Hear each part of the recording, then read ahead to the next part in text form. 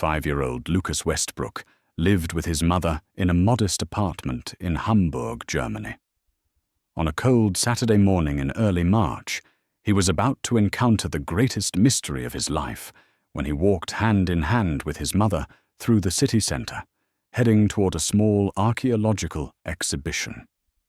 Neither Lucas nor his mother, Julia Westbrook, had any idea that this ordinary weekend outing would soon turn into an experience that would challenge science, history, and the very nature of human consciousness.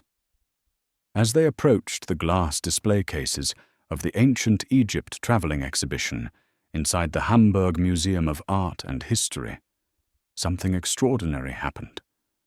The young boy suddenly stopped walking. His eyes widened. His breathing slowed. Then, to his mother's astonishment, Lucas began reading the hieroglyphs engraved on a stone tablet, fluently, confidently, as if it were a language he had mastered for years. Julia froze. At first, she smiled nervously. She assumed her son had been influenced by cartoons or educational programs he had watched on television. Children absorbed all sorts of things after all. But what Lucas was pointing at was not decorative symbolism or simplified museum illustrations. It was an ancient priestly text, a sacred inscription so old that even the nearby museum curator could not fully decipher it. The text spoke of a young priest who guarded a powerful secret along the banks of the Nile River, a secret bound to protecting the woman he loved.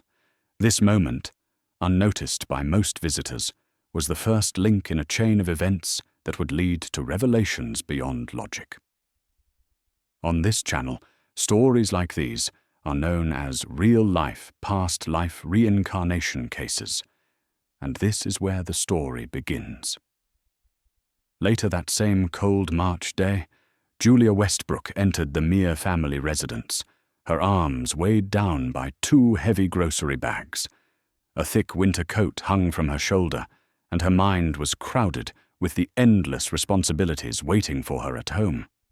Behind her, little Lucas ran eagerly, trying to race her up the stairwell, laughing as he skipped steps. Over the past few weeks, Lucas had begun having unusual dreams, vivid, intense dreams that felt different from ordinary childhood imagination. He tried again and again to explain them to his mother, but Julia dismissed them gently. She believed he was simply processing things he had seen or heard. Children dreamed. That was normal, or so she thought. That Saturday morning, everything changed. "Mama," Lucas said during breakfast, staring at her with an intensity that made her pause. "I know this place." Julia chuckled softly. "You do? And where is that?" "There were huge stone buildings," he said seriously. "Sand everywhere. I lived there before. You were there too, Mama. But you looked different. Your hair was long, and you wore something golden on your head." Julia smiled, though unease crept into her chest. Children had wild imaginations, but there was something disturbingly detailed about the way Lucas spoke. Perhaps he watched too much television. Perhaps children at kindergarten talked about such things. Later that afternoon, Julia received a call from an old university friend. "There's a small ancient Egypt exhibition here in Hamburg," her friend said. "You should come. Lucas would love it. There are artifacts, jewelry, and all kinds of historical objects." Julia thought it was a perfect idea. Her son had been bored lately, restless at home. A museum visit would be educational, harmless. She had no idea what awaited her. When they arrived at the museum, it was shortly after 3 p.m. The building stood grand and elegant, with towering ceilings and echoing halls. Only a few visitors wandered inside. Elderly couples, a student taking notes, and a handful of quiet tourists.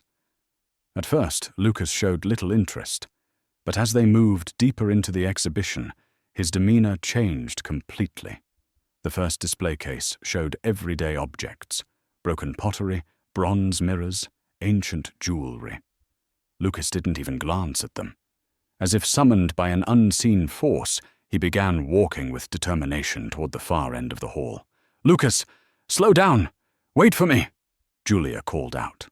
He didn't hear her. At the very back of the exhibition stood a single stone tablet, enclosed in glass. Its surface was covered with hieroglyphic inscriptions.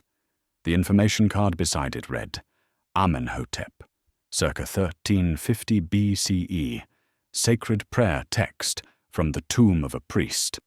Era of Pharaoh Thutmose III, full translation incomplete. Lucas stopped abruptly. His small hands pressed flat against the glass. His eyes filled with something between recognition and longing. It was as if he had just reunited with an old friend. "Do you know what it says?" Julia Westbrook asked playfully, trying to keep her voice calm despite the sudden chill running down her spine. She expected a childish answer, a guess, a joke. Instead, her son's reaction shocked her. Lucas Westbrook began moving his lips. At first, no sound came out. Then, barely audible, he started whispering. Julia leaned closer. The words were unfamiliar. They were not made-up sounds or playful nonsense. They carried rhythm, structure, a cadence that felt deliberate and ancient. It was as if he were speaking a language far older than time itself. "Lucas, what are you saying?" Julia whispered, fear creeping into her voice. The boy turned to her. Tears welled up in his eyes. "Mama," he said softly, "this is what I wrote. I wrote this. I promised her. I promised I would never forget her." Julia's heart began pounding violently in her chest. She grabbed her son's hand and gently pulled him away from the glass.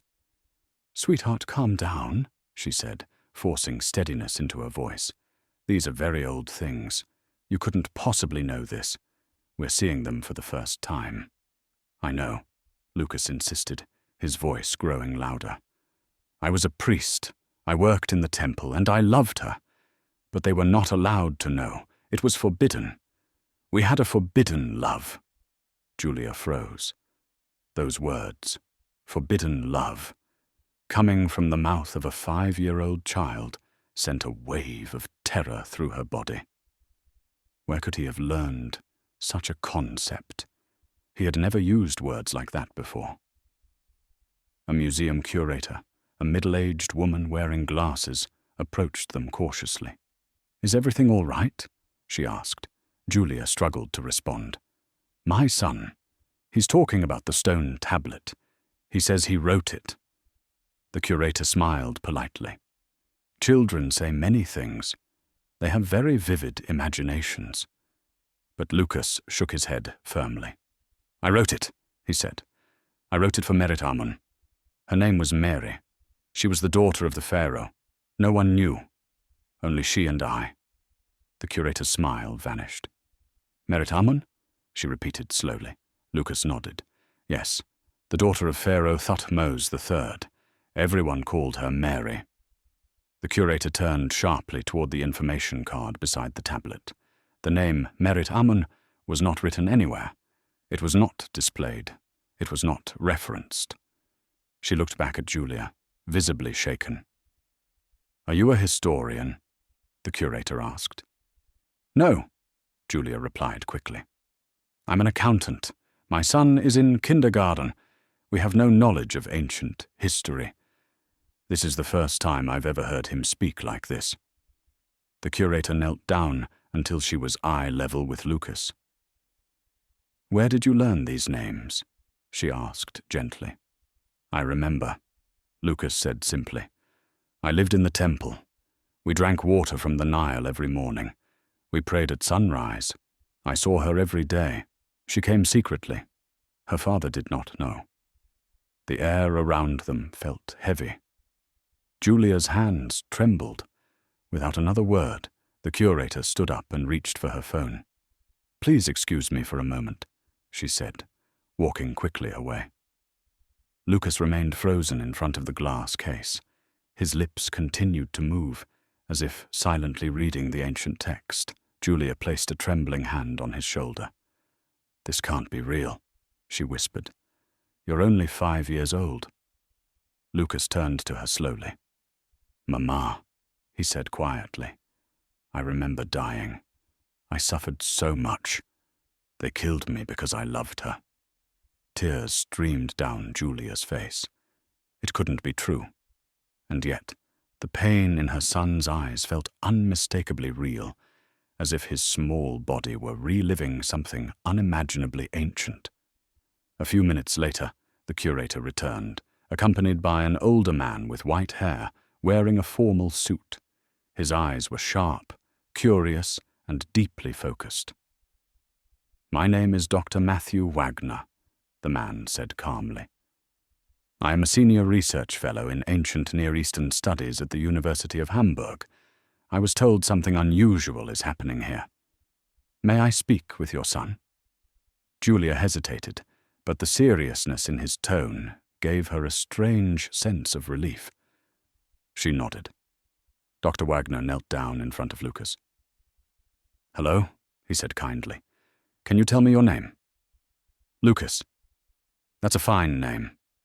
Lucas, can you tell me about this stone tablet? What does it say?" Lucas turned back toward the tablet. This time, when he spoke, it was not in German. The sounds that came from his mouth were unlike anything Julia had ever heard, soft yet powerful, melodic yet precise. It was an ancient tongue, flowing with haunting familiarity. Dr. Wagner's eyes widened. He pulled out a notebook and began writing furiously, his hand shaking slightly as Lucas continued to speak. When Lucas finally fell silent, the scholar stood up slowly. He turned to Julia. "Madam," he said, his voice barely controlled, "your son just spoke Middle Egyptian, a language that has not been spoken for over 3,500 years. And what he recited matches the inscription on this tablet." Julia felt dizzy. "How is that possible?" she whispered. "I don't know," Dr. Wagner admitted. "But your child has just read a text that scholars have been unable to fully translate for decades. And he didn't just read it, he understood it." Julia Westbrook slowly lowered herself onto a nearby bench. The room seemed to spin around her. This cannot be real, she thought. And yet, it is. Her 5-year-old son had just spoken a 3,500-year-old language. "What did he say?" Julia finally asked, her voice trembling. "What does the text mean?" Dr. Matthew Wagner looked down at his notes. "It is a vow," he said quietly. "A sacred oath. A declaration of devotion written by a priest to the woman he loved." He paused, then continued. "And there is a promise. I will find you. I will find you in every lifetime. Death will not take us. They cannot separate us." Something inside Julia shattered. Was her son truly remembering a past life? Or was this all an impossible coincidence? Lucas walked over to his mother and took her hand. "Mama," he said softly, "I have to remember her. I promised. I wrote things for her. She is waiting for me." "Who is waiting for you, sweetheart?" Julia asked. "Meri," Lucas replied. "She is still there. As long as my soul remembers her, she exists." That night, Lucas had his first terrifying nightmare. He woke up screaming, his body drenched in sweat. Julia rushed into his bedroom and found him curled up in the corner, shaking violently. "What happened?" she asked, pulling him into her arms. "They saw us," Lucas sobbed. "They saw us together in the temple. They took me away. The prison was dark. Very dark." Julia rocked him gently. "It was just a dream," she whispered. "Just a dream." But Lucas shook his head. "No, Mama. I remember. They chained me. And then they killed me." Julia stayed awake all night, sitting beside her son, stroking his hair and singing soft lullabies. But one question echoed endlessly in her mind. Was it real? The following morning, Sunday, Julia received a phone call. "Mrs. Westbrook," said Dr. Wagner's voice. "I apologize for disturbing you, but may I speak with Lucas again? I would also like to involve a colleague from Berlin." Julia hesitated. She didn't want her son to become an experiment, but perhaps these experts could shed light on what was happening. "All right," she said finally. "But please, do not frighten him." That afternoon, a small meeting took place in Julia's apartment in the northern Hamburg district. Dr. Wagner arrived with Professor Helen Maya, a gentle-looking woman in her 60s with white hair and calm eyes. She was a senior professor of child psychology and a reincarnation research expert.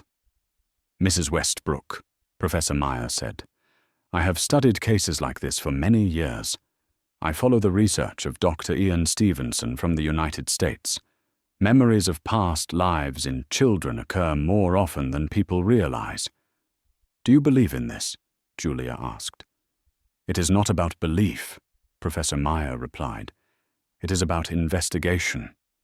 Some cases defy conventional explanations. Your son's case appears to be one of them." Lucas played quietly with toy cars in the corner of the living room, but his ears were clearly tuned to the adults' conversation. "Lucas," Professor Maya said gently, approaching him. "May I talk to you?" Lucas looked up. "You don't believe me either." "On the contrary," she said softly. "I want to believe you. But you must tell me only what you truly remember, not things you imagine." Lucas stood up and put his toys aside. "I am not imagining anything," he said firmly. "I remember." Professor Maya sat down in front of him. "Then tell me," she said. "Who were you?" Lucas took a deep breath. "My name was Amenhotep," he began. "I was a priest at the Karnak temple complex in Egypt. I lost my family when I was young. I was given to the temple. I learned to write. I learned to pray to the gods. We worshipped the sun god Ra. Every morning at sunrise, we prayed." Professor Maya scribbled notes rapidly. "And when did you meet Meri?" she asked. "She was the daughter of the Pharaoh," Lucas said. "Her mother sent her to the temple to pray to the goddess Isis. She was beautiful. She wore gold jewelry. When I saw her, my heart raced. But it was forbidden. I was a priest. I was not allowed to marry." "But did you marry her?" Professor Maya asked. Lucas's eyes filled with tears. "No. We loved each other, but we could not marry. We met in secret, in the garden behind the temple, under the fig trees. She read poetry to me. I told her stories about the Nile." Dr. Wagner leaned forward. "You said this happened during the reign of Pharaoh Thutmose III, around 1450 BCE, he said. "Where did you work in the temple?" Lucas thought for a moment. "We kept the papyri where the books were. We copied ancient texts. I was good at writing. The high priest praised me." "What was the high priest's name?" Professor Maya asked.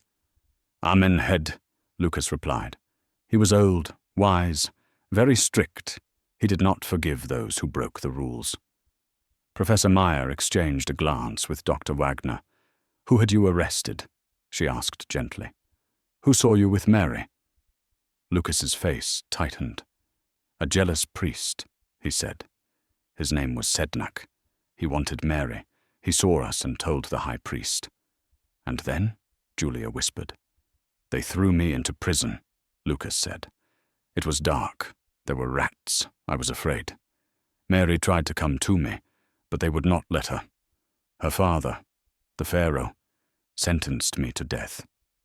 Julia began to cry. "How did they kill you?" she asked softly.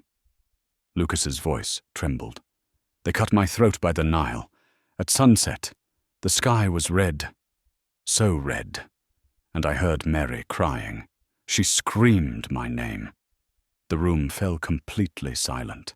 For several seconds no one spoke. The only sound in the room was Julia Westbrook's quiet sobbing. Professor Helen Maya took a slow, steady breath. "Lucas," she said gently, "can you tell me what happened after you died?" Lucas stared at the floor. "It became dark," he said. "Then there was light, white light, and I heard voices. They said, 'You will return. You must find her. You must keep your promise.'" "Who did you want to find?" Dr. Matthew Wagner asked softly. "Meri," Lucas replied without hesitation. "I promised her I would find her in every life. Death cannot separate us." Dr. Wagner glanced down at his notes. "Lucas," he said carefully, "you read the stone tablet in the museum. What you recited matches the inscription.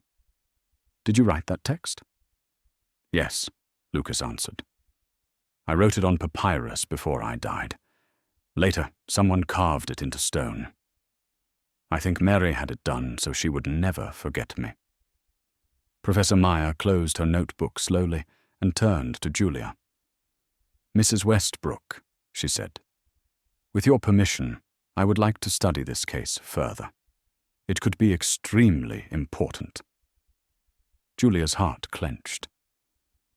"I don't want my son treated like an experiment," she said firmly. "I don't want him harmed." "Of course not," Professor Maya assured her. "We will only talk. Perhaps conduct a few harmless assessments. Nothing more, I promise." Julia hesitated, then nodded. From that day forward, Lucas's life changed. Professor Maya visited once a week to speak with him. Dr. Wagner asked detailed questions about ancient Egyptian history, and every single time, Lucas gave correct answers, far beyond what a child his age could possibly know. One afternoon, Professor Maya showed Lucas several photographs. "Which one is the Karnak temple?" she asked. Lucas studied the images, then pointed. "That one," he said.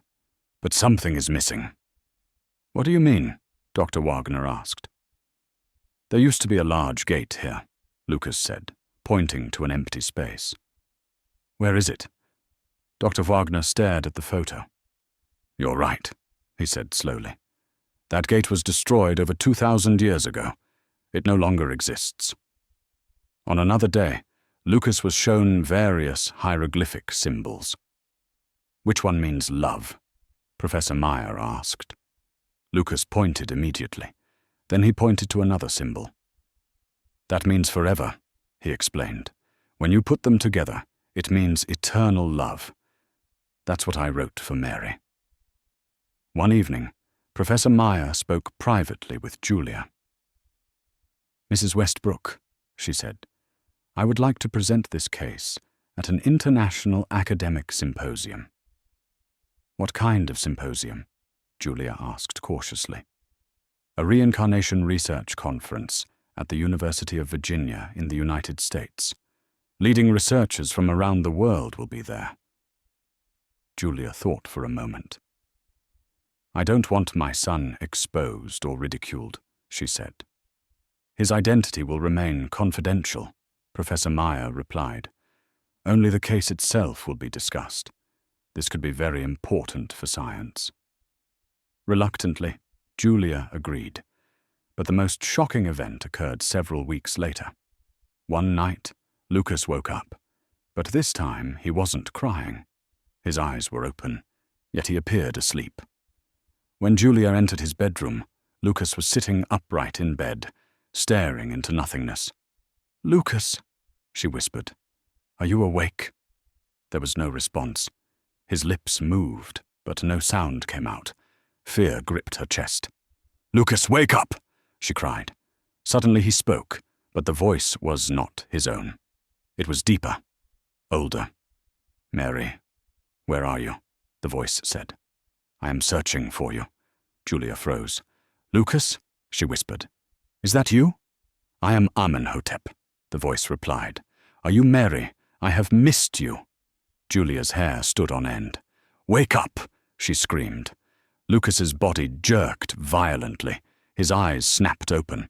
"Mama?" he asked in confusion. "What happened?" "You had a terrible dream," Julia said, pulling him into her arms. "Just a nightmare." Lucas shook his head slowly. "No, Mama. It wasn't a dream. I saw her. I saw Meri. She spoke to me." "What did she say?" Julia asked, barely breathing. "She said, 'I am still waiting. I am still waiting for you.' She was crying. She is so sad." Julia held her son tightly. "It's just a dream," she whispered again. "It's not real." But Lucas insisted. "No, Mama, it's real. Souls don't die. They only wait." The next morning, Julia called Professor Maya and told her everything. There was a long silence on the other end of the line. "Mrs. Westbrook," Professor Maya said at last, "what Lucas is experiencing may be more than memory. It may be an ongoing connection." "What does that mean?" Julia asked anxiously. "A spiritual bond," the professor replied, "a love that survives death. Some souls are so deeply connected that they find each other across lifetimes." Julia swallowed hard. "What should we do?" "Perhaps," Professor Maya said carefully, "we should try to find Meri." The idea sounded impossible, yet somehow it also felt logical. If Lucas Westbrook truly was the reincarnation of Amenhotep, then Merit-Amun, Meri, might have been reborn as well. "But how do we find her?" Julia asked, her voice barely above a whisper. "I don't know," Professor Helen Meyer admitted honestly. "But Lucas might." That night, Julia sat beside her son's bed long after he had fallen asleep. The moonlight filtered softly through the curtains, illuminating his peaceful face. "Lucas," she said gently, waking him just enough to speak, "if Meri were alive today, would you recognize her?" Lucas nodded without hesitation. "Yes, Mama." "How?" "Her eyes," he said simply. "Souls don't change, bodies do, but eyes stay the same." Julia inhaled deeply. "So, you want to look for her?" Lucas opened his eyes and looked straight at her. There was something ancient in his gaze, something far older than 5 years. "Yes," he said. "I promised her. I have to find her. We are already late." And so, a strange search began. Julia worked closely with Professor Meyer and Dr. Matthew Wagner, trying to determine where Meri might be living now. Germany? Another country? No one knew. Professor Meyer explained that patterns existed in reincarnation cases. "Souls often reincarnate in nearby regions," she said. "If Amenhotep and Meri lived in Egypt, she may have been reborn there, or in a neighboring country." "But Lucas was born in Hamburg," Julia pointed out. "That doesn't fit." "Does your family have any connection to Egypt?" Dr. Wagner asked. Julia paused. "My father worked in Alexandria, Egypt, when he was young," she said slowly. "Only for a few years. He returned to Germany before I was born." "That may have been enough," Dr. Wagner replied. "Souls follow subtle connections." One afternoon, Lucas suddenly remembered something important. "Mama," he said, "Meri had a mark." "What kind of mark?" Julia asked. "A small birthmark," Lucas said, "on her left shoulder. It looked like a crescent moon." Professor Meyer wrote it down immediately. "That's significant," she said. "If Meri has reincarnated, she may carry the same mark." Julia frowned. "But how do we find that? We can't examine every child's shoulder." Dr. Wagner made a suggestion. "Perhaps place Lucas in social environments, playgrounds, schools. He may feel something when he meets her." Every weekend, Julia took Lucas to different playgrounds across Hamburg, Germany. Parks, schools, community centers. Weeks passed. Then months. Lucas turned 6 years old and began attending school. His life started to feel normal again. at least on the surface. But his dreams continued. Every night he saw Meri. Every night he searched for her. Then something unexpected happened. A new student joined Lucas's class. Her name was Maya Hart. Her family had recently moved from Berlin, Germany, due to her father's work. On her first day, a shy little girl with long dark hair and large eyes entered the classroom. "Is there a seat next to you?" the teacher asked. Lucas raised his hand silently. "She can sit next to me." Maya sat down. Their eyes met. And in that moment, something stirred deep inside Lucas, a sense of familiarity, as if he had known this girl before. During recess, Lucas approached her. "You're from Berlin, right?" he asked. "Yes," Maya replied. "My father works here now." "Do you like Hamburg?" "I don't know yet," she said softly. "It feels strange." As they spoke, Lucas stared into Maya's eyes and heard a voice inside his mind. "It's her. It's Meri." But doubt crept in. How could he be sure? Days passed. Lucas and Maya became friends. They played together every day. Lucas felt calm when she was near. But uncertainty remained. Then came the day of physical education class. The children changed clothes in the locker rooms, boys on one side, girls on the other. After class, Lucas saw Maya in the hallway, adjusting her shirt sleeve. And then he saw it, a small birthmark, on her left shoulder, shaped like a crescent moon. Lucas's heart began to race. His breath caught in his throat. Could it be possible? That afternoon, Julia came to pick Lucas up from school. The boy ran toward her, shaking with excitement. "Mama," he said breathlessly, "I found her. I found Meri." Julia Westbrook froze where she stood. "What do you mean, Lucas?" she asked carefully. "What are you saying?" "There is a new girl in my class," Lucas said rapidly. "Her name is Maya Hart. She has a mark on her shoulder. It looks exactly like Meri's, and when I look into her eyes, I feel it. I know her." Julia knelt down in front of her son, placing her hands gently on his shoulders. "Lucas," she said slowly, "many people have birthmarks. That alone doesn't mean anything." "But Mama," he insisted, "when I saw her, something inside me recognized her. I didn't decide it. I felt it." Julia didn't know what to say.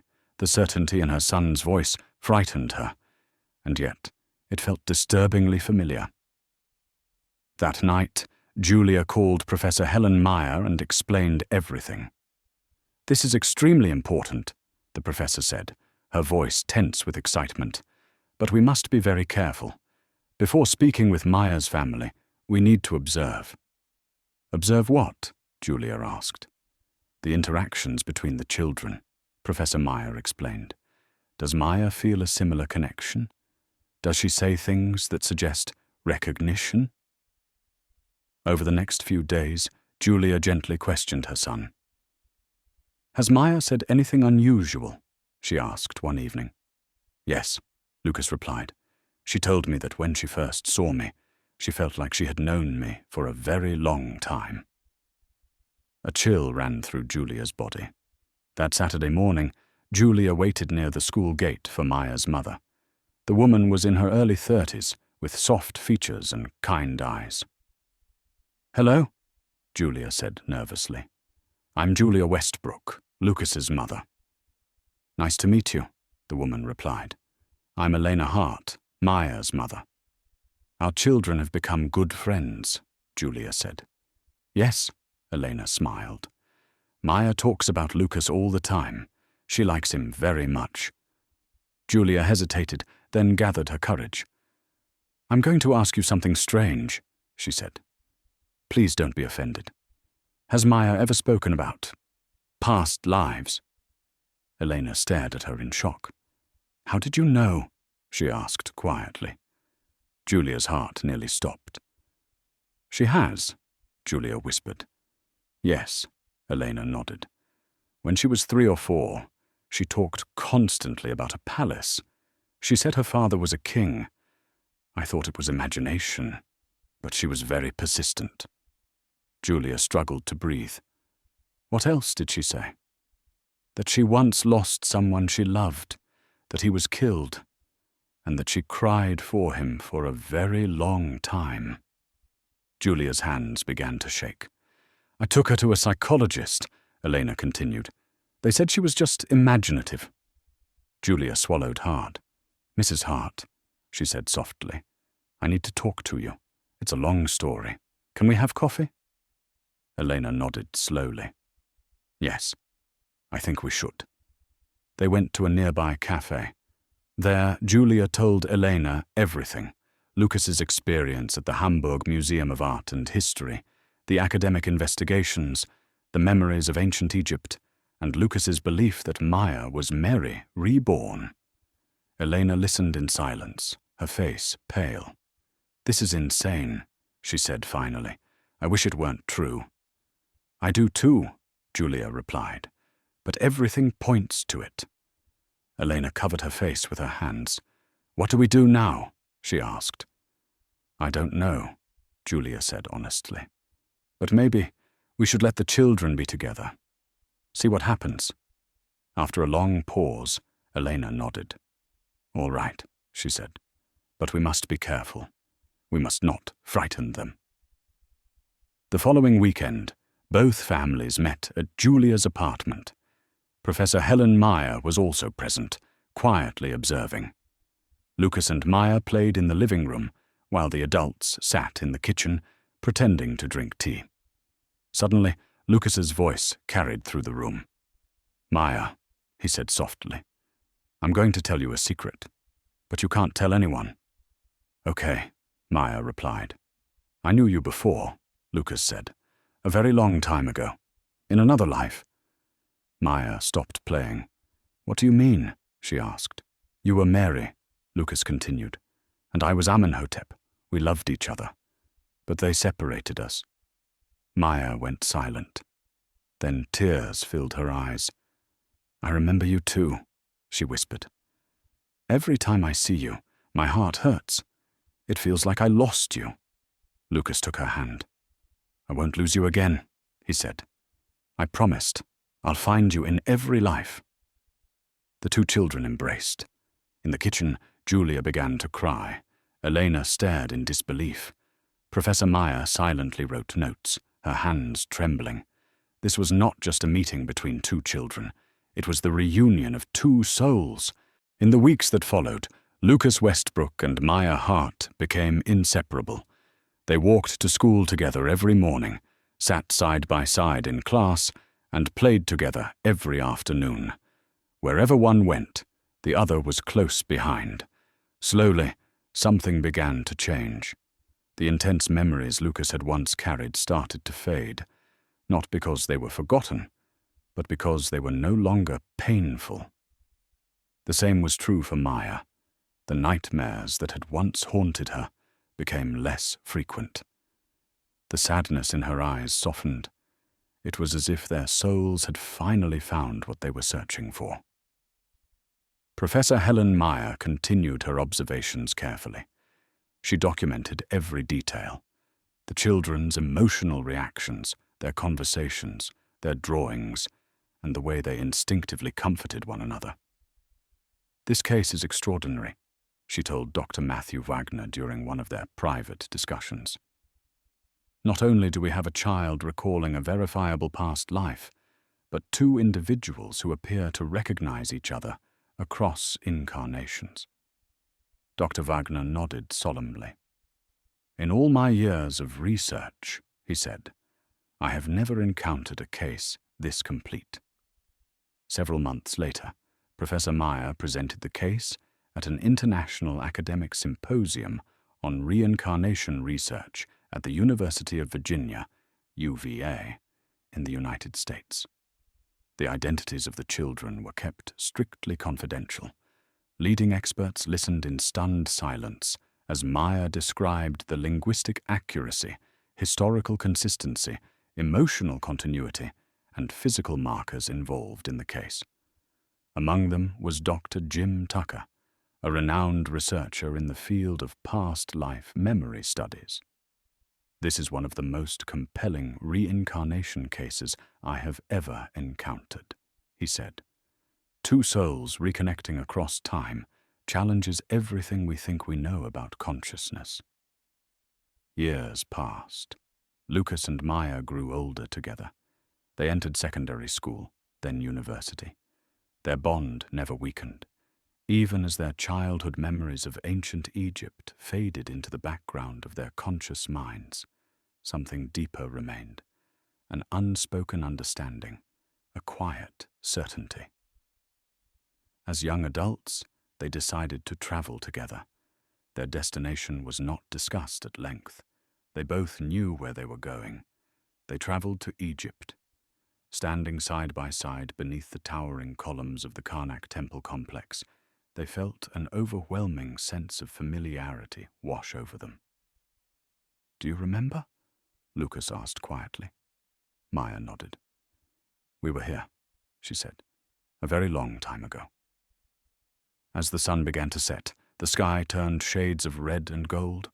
The waters of the Nile River shimmered in the fading light. "I promised you," Lucas said softly. "I said I would find you in every life." "And you did," Maya replied with a gentle smile. They watched the sunset together, their hands intertwined. True love, after all, was stronger than death. True love transcended time. True love never ended. Later that year, Lucas and Maya were married. They built a quiet, warm home together in the historic Altona quarter of Hamburg. In time, they had 2 children. They named their eldest son Matthew and their youngest daughter Mariam. Some names, after all, carried meaning across generations. Lucas eventually became the director of a major European museum, dedicating his life to preserving history and uncovering hidden truths. Maya became a child psychology therapist, helping children navigate memories and emotions that others could not explain. Together, they built bridges between the past and the future, because they knew that no story ever truly ended. Every moment was a new beginning, just like theirs. When Julia Westbrook grew old, she told this story to her grandchildren. "Your father," she said softly, "was never an ordinary child. He was a message from another time, a reminder that love is stronger than death." And as little Mariam looked into her grandmother's tear-filled eyes, she understood something profound. Some stories are not meant only to be told, they are meant to be lived. And perhaps, somewhere deep within us, we all carry memories waiting to be remembered. As the years unfolded, the story of Lucas Westbrook and Maya Hart quietly became part of academic discourse, discussed in closed seminars, referenced in confidential research papers, and debated among specialists studying human consciousness and reincarnation phenomena. Yet for the family itself, life continued in ordinary ways. Lucas and Maya attended university together. They studied, argued, laughed, and supported one another like any other couple. But beneath the surface of their normal lives existed an unspoken depth, an emotional familiarity that required no explanation. Sometimes, without knowing why, Lucas would pause in mid-conversation, struck by a fleeting image of sandstone walls glowing at sunrise. Sometimes Maya would wake from sleep with the faint scent of incense lingering in her senses. Neither spoke of it often. They didn't need to. After their marriage, they settled fully into life in Hamburg, Germany, raising their children in a home filled with warmth, curiosity, and quiet respect for the unseen. Lucas's work as a museum director often brought him into contact with ancient artifacts, statues, inscriptions, fragments of civilizations long gone. Each time he stood before them, he felt a sense of reverence rather than surprise. Maya, as a child psychology therapist, encountered children who struggled to explain memories, fears, or emotions that did not fit into ordinary developmental models. And unlike most professionals, she listened. Some of those children spoke of places they had never visited. Some described languages they had never learned. Some carried grief that had no visible cause. Maya never dismissed them. She remembered. Occasionally, Lucas and Maya would receive discreet correspondence from academics, questions, requests for clarification, or quiet expressions of gratitude. Their case had helped open doors in the study of past life memory, not by providing absolute answers, but by challenging assumptions. One evening, as their children slept upstairs, Lucas and Maya sat together on the balcony of their home. "Do you ever wonder," Maya asked softly, "how many times we've found each other?" Lucas smiled. "Enough times to know we always will." Below them, the city lights of Hamburg shimmered like stars fallen to earth. Far away, across continents and centuries, the Nile continued to flow, unchanged, eternal. Time passed. Julia Westbrook grew older, her hair turning silver, her steps slower. Yet her memory remained sharp, and the story of her son never faded from her heart. She often reflected on that first day, the museum, the stone tablet, the child who spoke with the voice of history. In her later years, Julia would sit by the window with her grandchildren gathered around her. "Listen carefully," she would say. "Some memories do not belong to the mind alone. They belong to the soul."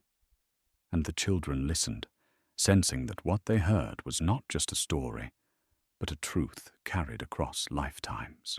As Julia Westbrook reflected on the long path her life had taken, she often wondered how close she had come to ignoring the signs.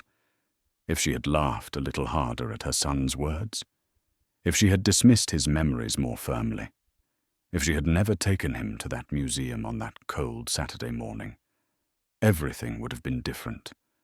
But some paths, once opened, cannot be closed again. The academic world continued to grapple with the implications of Lucas and Maya's case. Though rarely discussed publicly, it became a reference point in studies examining non-local memory, continuity of consciousness, and transgenerational identity. Privately, scholars debated whether memory could exist independent of the brain, whether identity survived physical death, and whether love itself could be a binding force across lifetimes. For Lucas, these questions were no longer theoretical. They were lived experience. On certain nights, when the world was quiet and sleep hovered just beyond reach, he would feel the echo of another life, not as pain, but as resonance, a knowing without words. Maya experienced the same phenomenon. She sometimes dreamed of walking through stone corridors bathed in torchlight, her footsteps echoing against ancient walls. When she woke, the dreams slipped away, leaving behind only a sense of peace. They no longer searched for answers. They had found each other. Years later, their children began asking questions. "Why do you work in a museum, Papa?" little Matthew asked one afternoon. Lucas smiled. "Because history matters," he said, "and because some stories never truly end." Mariam, their youngest, often sat quietly drawing pictures, temples, rivers, suns rising behind tall columns. When Maya asked where the ideas came from, the child only shrugged. "It just feels right," she said. Julia watched these moments with quiet awe. She never spoke openly about reincarnation to the children. She let curiosity grow naturally, without fear or expectation. Because she had learned something profound. Truth did not need to be forced. It revealed itself when the time was right. One autumn evening, Julia took a slow walk along the riverbank near her home. The air was cool, the water reflecting the fading light of the sky. She closed her eyes, and for a brief moment, she felt something. An inexplicable sense of gratitude, as if unseen hands were gently guiding her. Perhaps love truly did transcend time. Perhaps souls did remember. And perhaps the greatest mystery of all was not why some children remembered past lives, but why so many adults had forgotten. As time moved forward, interest in cases like that of Lucas Westbrook quietly increased within specialized academic circles. Researchers in consciousness studies, neuropsychology, and spiritual anthropology began re-examining long-dismissed questions. What if memory was not stored solely in the brain? What if identity extended beyond a single lifetime? What if emotional bonds could survive death itself? Lucas and Maya were never public figures. Their names were absent from books and documentaries. Yet their story influenced how questions were asked, even when answers remained elusive. For Lucas, standing alone in museum halls after closing hours became a kind of meditation. He would walk slowly past ancient relics, stone carvings, and fragments of forgotten civilizations. Sometimes he would pause before an artifact without knowing why. A statue's expression, a pattern carved into stone, a symbol etched into clay. None of it felt foreign. It felt remembered. Maya noticed the same phenomenon in her professional life. Children who came to her office often described fears that had no origin in their current lives: drowning, confinement, fire, loss. Unlike others, Maya never rushed to correct them. She asked questions, she listened, and often simply being heard brought the child peace. One evening, as Lucas and Maya prepared dinner together, Maya spoke quietly. "Do you think," she asked, "that we will remember again in another life?" Lucas considered the question carefully. "I don't know," he said, "but I think we'll recognize each other." That answer was enough. Far away, beyond continents and centuries, the Nile River continued its endless flow, carrying with it the memory of civilizations long gone. Temples crumbled, kingdoms vanished, yet something remained: connection, meaning. On the anniversary of Julia's first visit to the museum with Lucas, she lit a candle in her living room, a quiet ritual she never spoke about. It was not prayer. It was gratitude. Gratitude for listening. Gratitude for trusting her child. Gratitude for love that refused to be erased by time. In her later years, Julia often dreamed of standing beneath a vast sky, watching the sun rise over distant waters.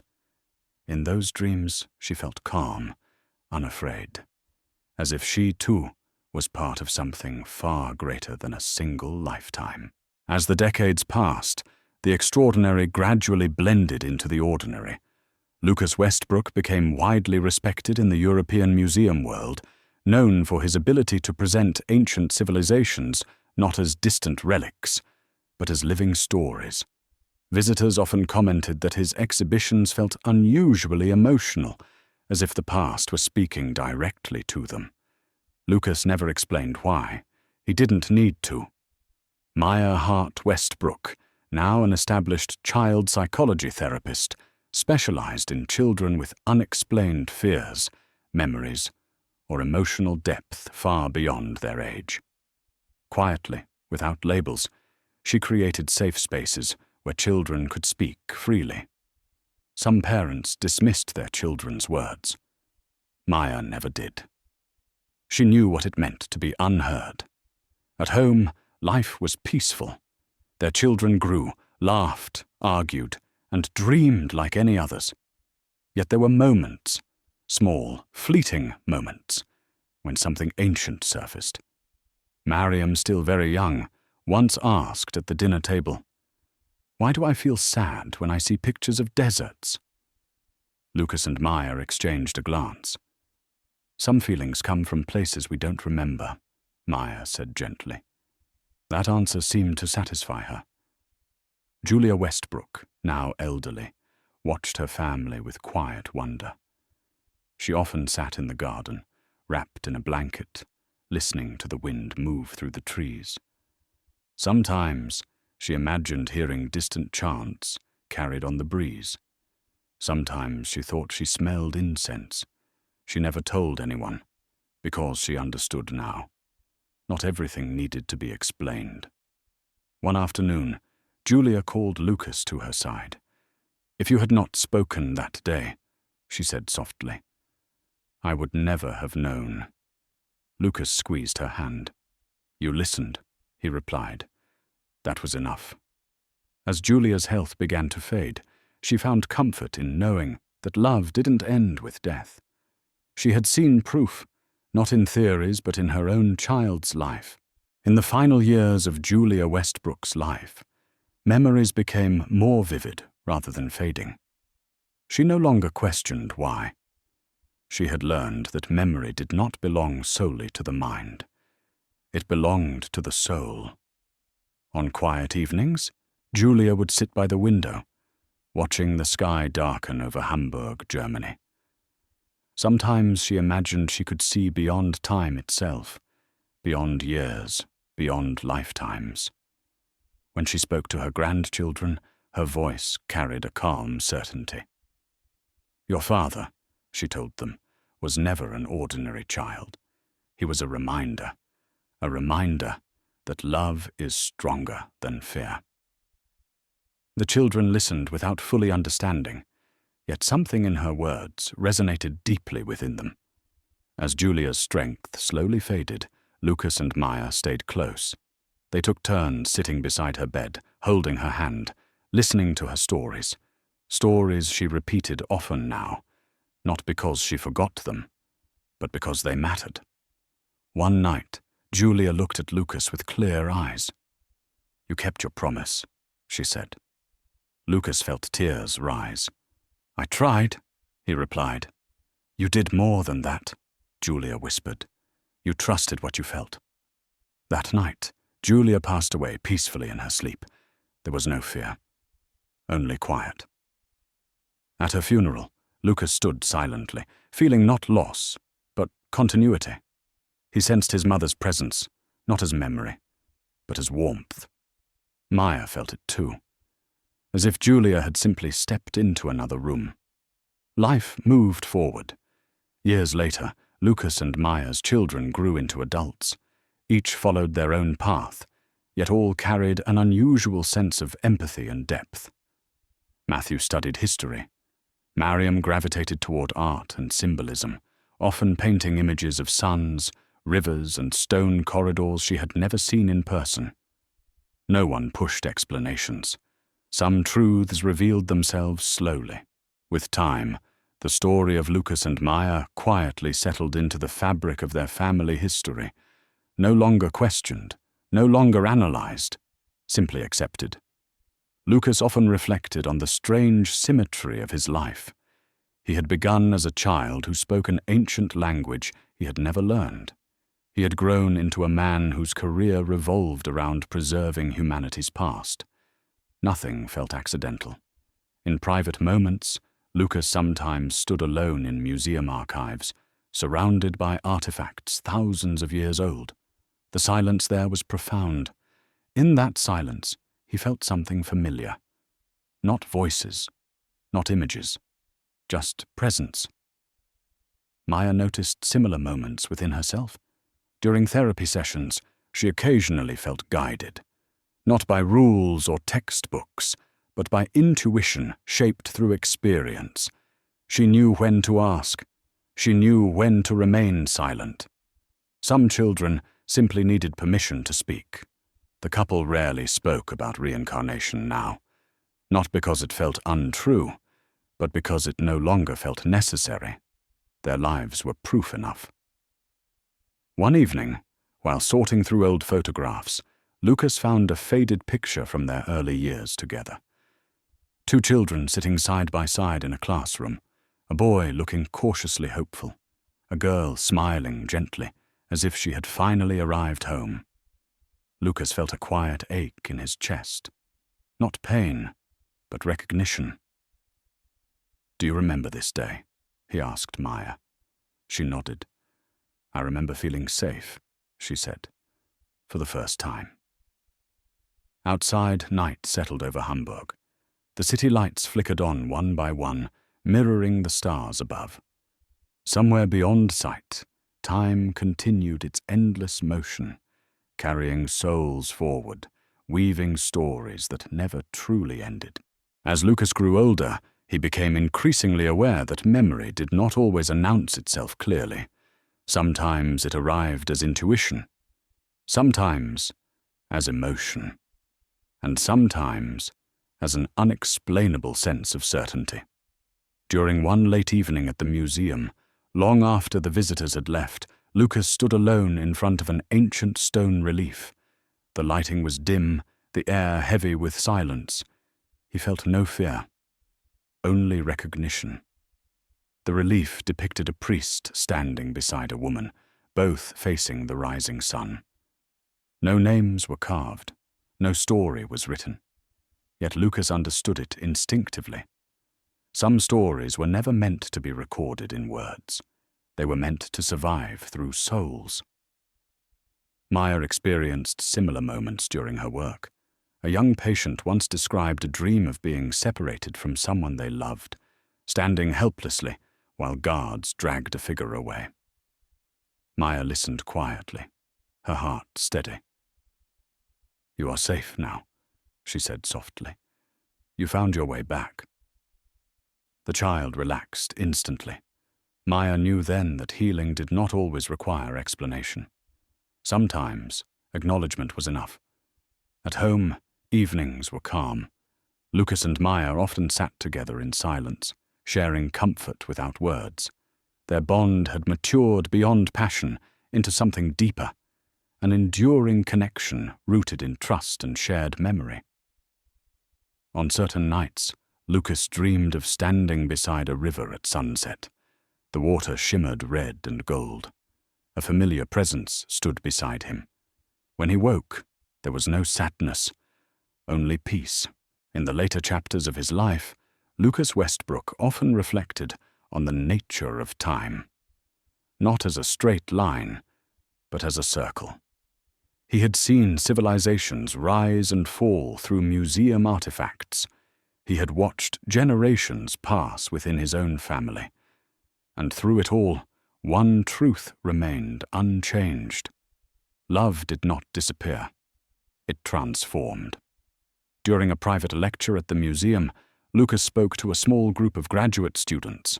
History, he told them, is not only about dates and events.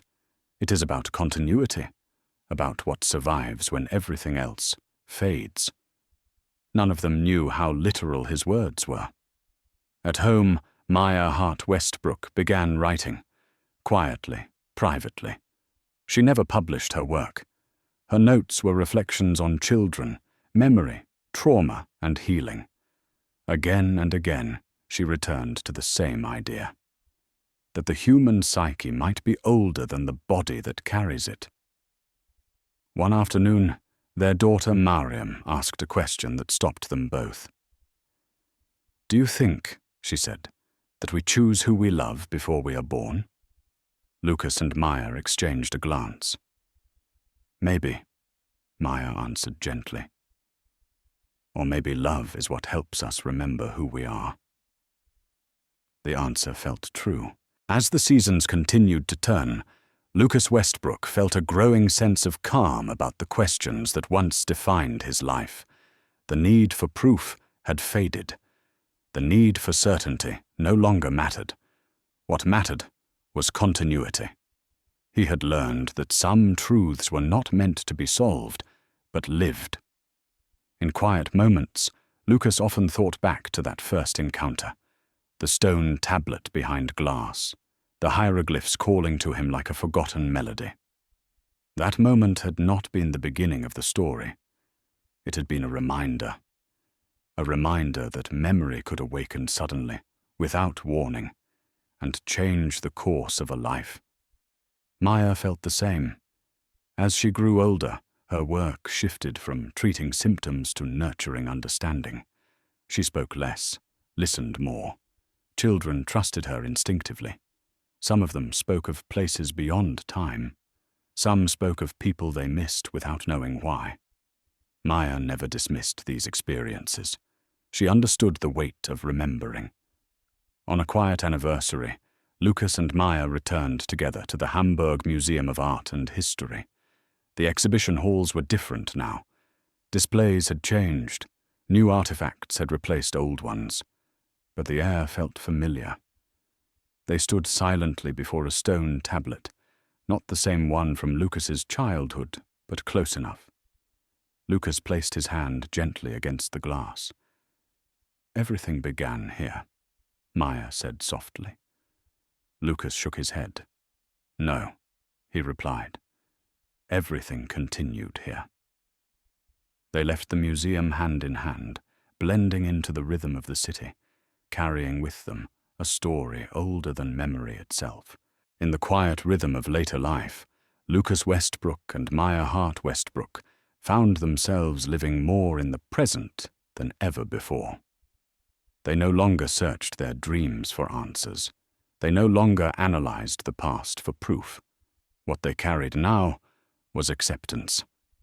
Lucas retired from his position as museum director, leaving behind exhibitions that many described as emotionally resonant, displays that did not merely show history, but allowed visitors to feel it. On his final day, Lucas walked alone through the museum one last time.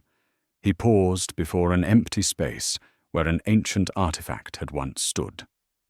He felt gratitude, not for the memories themselves, but for the journey they had created. Maya reduced her professional workload as well, choosing instead to mentor younger therapists. She taught them not just techniques, but presence. "Sometimes," she told them, "the most important thing you can give a child is belief, not belief in their story, but belief in their experience." At home, evenings were simple. Tea, conversation, silence that felt complete rather than empty. Their children visited often. Their grandchildren filled the house with laughter, questions, and curiosity. One evening, as the sun set beyond the rooftops of Hamburg, Lucas turned to Maya. "If this is our last life," he said quietly, "I'm glad it's this one." Maya smiled. "It won't be the last," she replied gently, "but it's a good one." Lucas nodded, feeling an old promise settle peacefully within him. A promise kept. In the final years of their lives, Lucas Westbrook and Maya Hart Westbrook no longer spoke about reincarnation, ancient temples, or past lives. They didn't need to. Everything that had once demanded explanation had become something simpler and deeper, meaning. They spent their mornings walking slowly through quiet streets, their afternoons reading or sitting together in comfortable silence. Sometimes Lucas would hold Maya's hand and feel an emotion he could not name, not memory, not nostalgia, but recognition, a sense of completion. One evening, as twilight settled gently over Hamburg, Germany, Lucas stood by the window and watched the sky darken. "Maya," he said softly, "do you think souls ever get tired?" She smiled and shook her head. "No," she replied. "I think they rest when they remember why they came." Lucas closed his eyes. In his mind, there was no longer pain, no prisons, no blood-red sunsets, only light, warmth, connection. When Lucas passed away, it was peaceful. There was no struggle, no fear. Maya held his hand and felt something extraordinary, not loss, but continuity, as if Lucas had simply stepped forward into another chapter. Years later, Maya followed. Those who remained remembered them as a devoted couple. Loving parents, thoughtful grandparents, two lives lived fully and quietly, but beneath the surface of ordinary memory, something greater endured. A promise made thousands of years ago on the banks of the Nile River. A promise whispered beneath ancient stars. A promise that had crossed time, death, and rebirth. And somewhere, perhaps in another place, another era, two souls would find each other again. Because love does not belong to one lifetime. Love remembers. Love returns. And love never truly ends.